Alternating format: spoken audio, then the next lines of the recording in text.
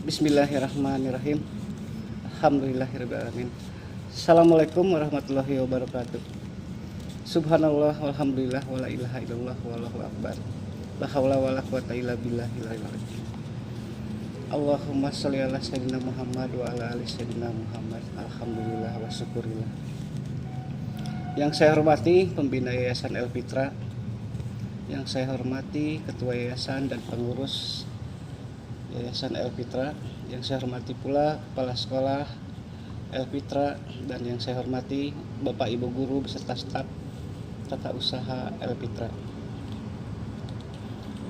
Yang saya hormati juga Bapak Ibu orang tua siswa di rumah yang saat ini sedang mendampingi putra-putrinya untuk melakukan virtual graduation atau wisuda secara daring online di rumahnya masing-masing.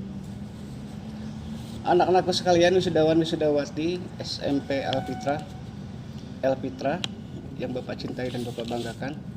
Sekali lagi saya ucapkan alhamdulillah yang pada saat ini Allah berkenan mempertemukan kita dalam keadaan sehat di antara teman-teman kita, orang-orang di sekitar kita yang menderita sakit COVID dan sebagainya. Alhamdulillah kita masih dilindungi Allah Subhanahu wa taala.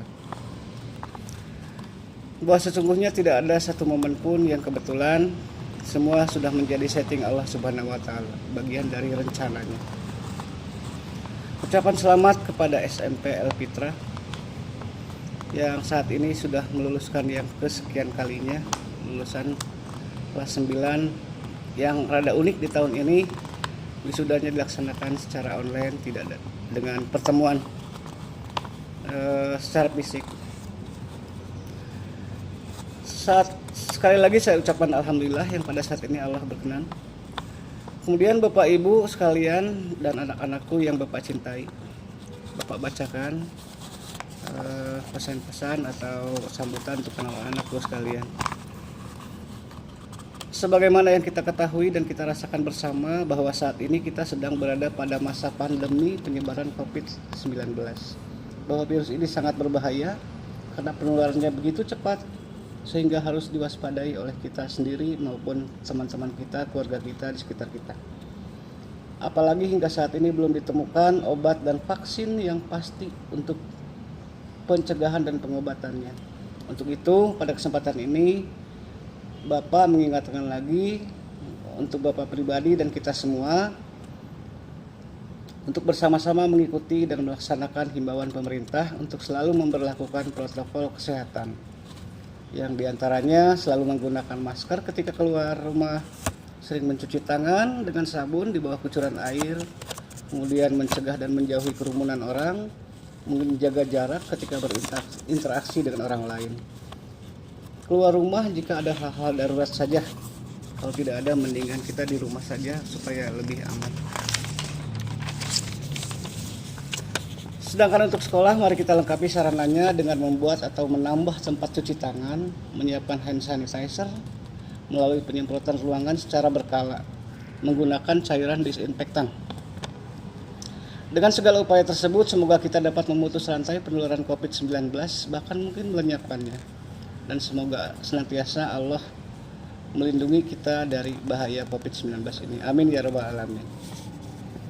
Bapak, Ibu sekalian, dan anak-anakku yang Bapak cintai, sekolah merupakan suatu wahana yang dibangun sebagai tempat berkumpulnya sejumlah orang yang di dalamnya terjadi suatu proses transfer ilmu pengetahuan dan pengembangan profesi yang sudah dimiliki anak sebelumnya, yang bertujuan untuk membangun generasi muda untuk menjadi manusia-manusia yang berhak mulia dengan dibekali pengetahuan kecakapan hidup, agar kelak ia dapat bertahan dalam berbagai tantangan di masanya, menjadi manusia yang senantiasa menebar manfaat bagi masyarakatnya, agamanya, dan negaranya. Namun ternyata bahwa sebuah sekolah tidaklah harus bercirikan sebuah bangunan megah. Proses pembelajar dapat dilakukan juga kapan saja, di mana saja, bahkan di bawah pohon sekalipun. Keberhasilan seorang dokter dapat langsung dilihat dan dirasakan ketika pasiennya sembuh. Namun keberhasilan pendidikan akan baru bisa dilihat sekian tahun mendatang. Bahwa sekolah disebutlah sebagai lembaga investasi, bukan lembaga produksi. Sekolah yang berkualitas adalah sekolah yang mampu menciptakan lulusan yang bermutu.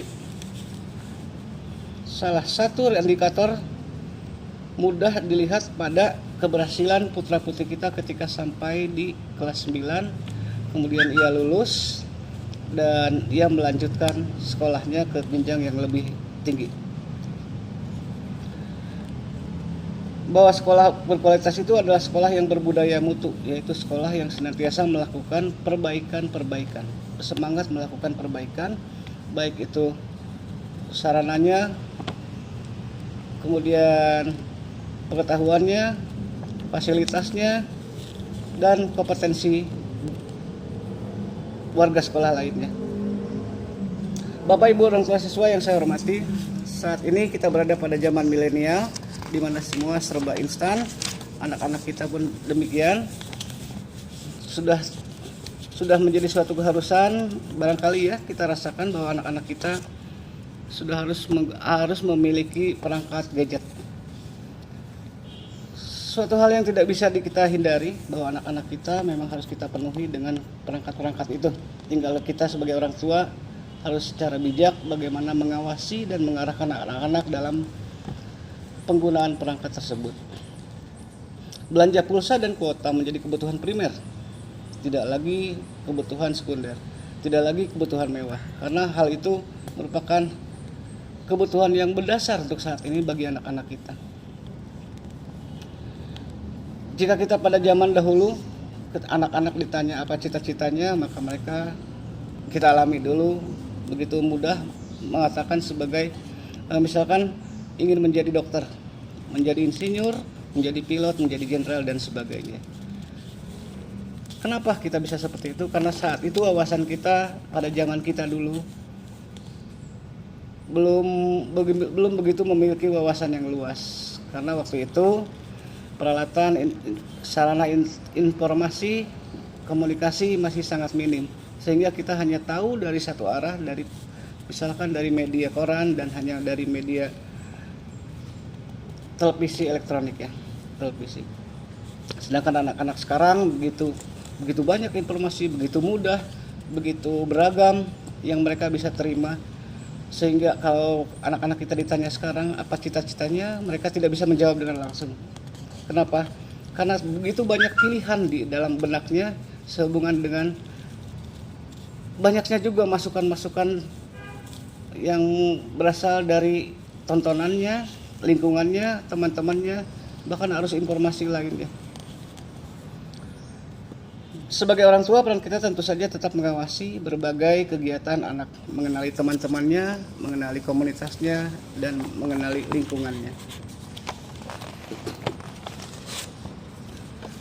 Anak-anakku yang Bapak cintai, hari ini adalah hari yang membahagiakan bagi kita semua, karena pada hari ini kita bersama-sama merayakan sebuah wisuda. Wisuda adalah sebagai tanda anak-anak sekalian sudah menyelesaikan suatu tahapan pembelajaran pada level sekolah tertentu, pada tingkat sekolah tertentu, dalam hal ini jenjang SMP. Wisuda bukanlah sebuah akhir pembelajaran, karena sesungguhnya belajar itu adalah hak dan kewajiban setiap manusia sepanjang hayat. Bahwa dalam masa pandemi COVID-19 ini tidaklah menjadi halangan bagi kita untuk tetap bisa melaksanakan seperti prosesi wisuda saat ini. Anak-anakku yang Bapak banggakan, pada hari ini Bapak turut berbahagia atas pencapaian yang telah kalian peroleh. Suatu pencapaian pada hakikatnya adalah sebuah fondasi baru untuk kalian dapat melakukan proses pembelajaran pada jenjang sekolah yang lebih tinggi. Perlu diingat bahwa pengetahuan yang kalian peroleh pada jenjang SMP ini adalah menjadi pengetahuan prasyarat untuk penguasaan pengetahuan pada jenjang SMA, SMK, atau madrasah aliyah nanti. Artinya jika kalian menguasai sebagian besar pembelajaran di SMP ini, maka peluang besar juga akan kalian peroleh pada saat penguasaan pembelajaran pada jenjang sekolah berikutnya.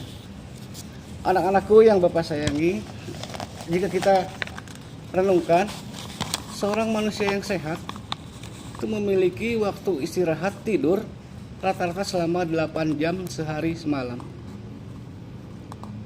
Jika misalnya sedangkan sehari semalam itu terdapat 24 jam.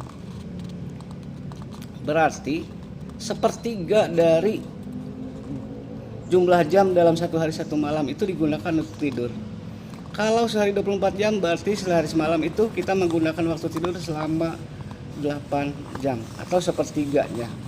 Nah, jika misalnya seseorang berusia 60 tahun, maka ia setidaknya telah menggunakan waktunya minimal selama 20 tahun untuk tidur. Belum lagi ketika balita, waktu tidur kita lebih dari 10 jam dalam sehari semalam.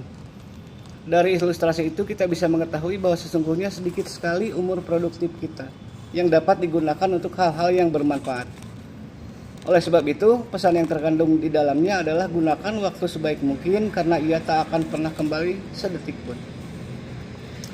Bahwa keberhasilan maupun kegagalan seseorang sebagian besar disebabkan oleh kecerdasannya dalam pengelolaan waktu.